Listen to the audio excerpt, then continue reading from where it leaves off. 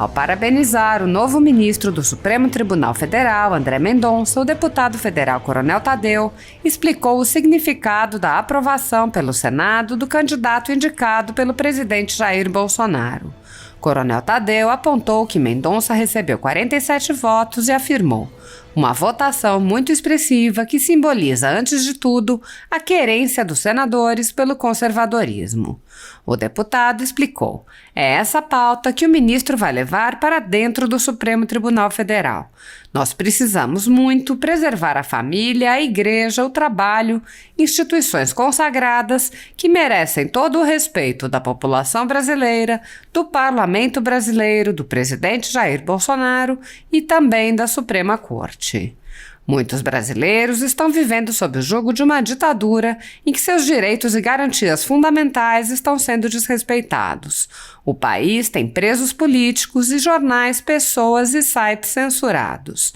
A totalidade da renda da Folha Política e também de outros canais e sites conservadores está sendo confiscada a mando do ministro Luiz Felipe Salomão, ex-corregedor do Tribunal Superior Eleitoral, em uma decisão que recebeu o respaldo do presidente da Corte, Luiz Roberto Barroso, que é também ministro do STF. Se você apoia o trabalho da Folha Política, que há quase 10 anos mostra os fatos da política brasileira e pode ajudar o jornal a permanecer em funcionamento, doe qualquer valor através do Pix, usando o QR Code que aparece na tela ou o código ajude@folhapolitica.org. Caso não utilize Pix, há a opção de transferência bancária para a conta da empresa Raposo Fernandes, disponível na descrição deste vídeo e no comentário fixado no topo. Assista! A Suprema Corte do Brasil ganha mais um novo membro. O novo ministro André Mendonça, indicado pelo presidente Bolsonaro, foi aprovado nesse plenário do Senado Federal por 47 votos. Uma votação muito expressiva e que simboliza, antes de tudo, a querência dos senadores pelo conservadorismo. É essa pauta que o ministro André Mendonça vai levar para dentro do Supremo Tribunal Federal. Nós precisamos muito preservar a família, a igreja, o trabalho, instituições consagradas e que merecem todo o respeito da população brasileira, do parlamento brasileiro, do presidente Jair Bolsonaro e também da Suprema Corte. Eu aqui aproveito para desejar muito sucesso ao ministro André Mendonça e que Deus o abençoe sempre na sua nova função. Senadores, senhoras senadoras, aqueles que nos acompanham pela TV Senado, pela Rádio Senado, primeiramente, quero dizer da minha alegria e da minha satisfação em estar participando da comissão hoje, doutor André Mendonça, observando a maturidade dos debates que temos nessa casa. Durante esses 4 meses, o tema principal dessa indicação foi relegado a uma disputa política e ideológica num foco totalmente obtuso e que não interessa a população brasileira. A questão da religiosidade, da escolha ou da fé de uma pessoa.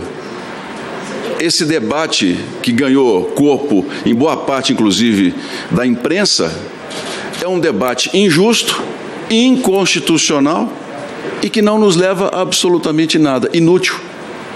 Porque o que nós temos que levar à população brasileira é quais serão os posicionamentos e se o indicado tem ou não capacidade para exercer o cargo dentro da nossa Suprema Corte. Esse tem de ser o nosso principal mérito do debate e é o que eu estou observando nessa Comissão de Constituição e Justiça, em que todos os posicionamentos, a começar pelo meu colega de imprensa, senador Cajuru, e a todos os demais, agora terminando com o Messias, passando pelo senador Anastasia, o senador Esperidião a mim, a clareza em entendermos a capacidade de uma pessoa que vai nos representar, e não aquilo que a Constituição garante a ela, que é o direito de professar a fé. Se entrarmos nessa seara, senhor presidente Davi Alcolumbre, de um evangélico no Supremo, nós vamos ver que na história já tivemos outros ministros evangélicos no Supremo. Antônio Martins Vilas Boas foi nomeado ministro em 1957, mineiro, Hoje o prédio, inclusive, da Faculdade de Direito da Universidade Federal de Minas Gerais tem o nome dele, que foi um grande jurista, aposentado pelo governo militar em 1966. É um esquecimento da história em que se só observa o lado que se quer, o recorte que se faz. E a gente percebe, presidente Davi Alcolumbre, muitas vezes, o debate sobre a liberdade religiosa no Brasil, que sempre se voltou contra o fenômeno dos evangélicos no Brasil. Mas a intolerância religiosa, ela existe em todos os setores, em todas as áreas da sociedade. E às vezes eu observo, vem se falando da indicação de André Mendonça, aí no segundo parágrafo, André Mendonça, que é pastor presbiteriano. O que interessa isso? Eu já repito o que falei aqui. Quando foi que um ministro, um candidato sentou-se aqui, alguém perguntou qual era a fé que ele professava? Isso não interessa a nós, isso está no foro íntimo, individual. A população espera que nós façamos exatamente o que nós estamos oferecendo a todos aqui, maturidade política. E se há algo que o Brasil precisa hoje, é dessa capacidade da política em dar respostas. Porque é pela política que nós vamos conseguir pacificar o país, é pela política, pelo debate claro, democrático, que nós vamos colocar o Brasil novamente no caminho. Daqui a minha satisfação em participar desse momento histórico. E, ministro André, quero colocar um ponto para que Vossa Excelência possa responder e comentar de um assunto que eu entendo fundamental hoje, na questão dos freios e contrapesos que Vossa Excelência citou na relação do Parlamento com a Suprema Corte. Eu tenho criticado em vários momentos decisões do Supremo, de alguns ministros, que, a meu ver, são ativistas judiciais, que extrapolam o posicionamento deles, que desrespeitam essa casa e que muitas vezes nós não nos fazemos respeitar como parlamento. Mas, quando a gente observa a questão dentro do viés republicano, percebe-se que nós não temos um instrumento hoje, jurídico, que diga ao Supremo que ele não pode avançar nas questões que ainda não estão claramente definidas pelo parlamento. Vou citar um exemplo aqui, claro, a questão da Lei Candir, a questão da tributação sobre exportações, que o parlamento se debateu, o lobby das empresas não deixou avançar e foi parar no Supremo. O senador Antônio Anastasia, inclusive, foi relator do projeto. O ministro Gilmar Mendes deu uma resposta espetacular, de que não caberia ao Supremo definir quanto se deve cobrar numa exportação. Era papel do parlamento. Mas foi uma decisão de foro do ministro Gilmar Mendes, porque se fosse um outro ministro, daria lá uma sentença e imporia ao parlamento uma decisão monocrática vaidosa, como aconteceu recentemente, e nós não teríamos um avanço.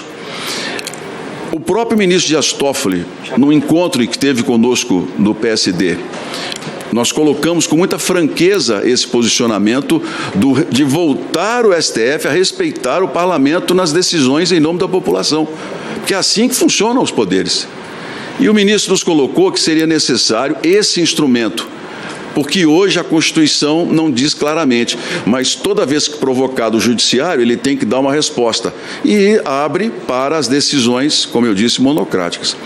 Eu gostaria que o senhor me dissesse se o senhor concorda com vamos dizer assim, esse reequilíbrio, com a criação de um instrumento jurídico em que, quando o Supremo for provocado por um assunto de comportamento, seja ele qual for, se não houver clareza na legislação, que o Supremo devolva ao parlamento um questionamento para aí sim ser resolvido da maneira que nós devemos, que é pelo voto e pela representação popular que cada um de nós tem diante da população brasileira, e não os ministros que, como Vossa Excelência, são nomeados.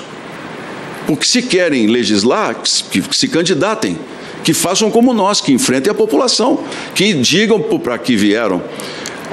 Colocar limites, freios e contrapesos. Eu gostaria muito que o senhor se posicionasse sobre esse assunto, que eu entendo hoje um dos mais importantes para que a gente possa evitar as crises institucionais e devolver estabilidade ao país nas próximas crises que naturalmente virão pelo dinamismo da sociedade brasileira. Obrigado, presidente. Presidente, pela ordem, senhor presidente. Pela ordem, como foi anunciado por Vossa Excelência no início que ia ter alguns blocos aí de senadores, em seguida a gente abriria o painel de votação.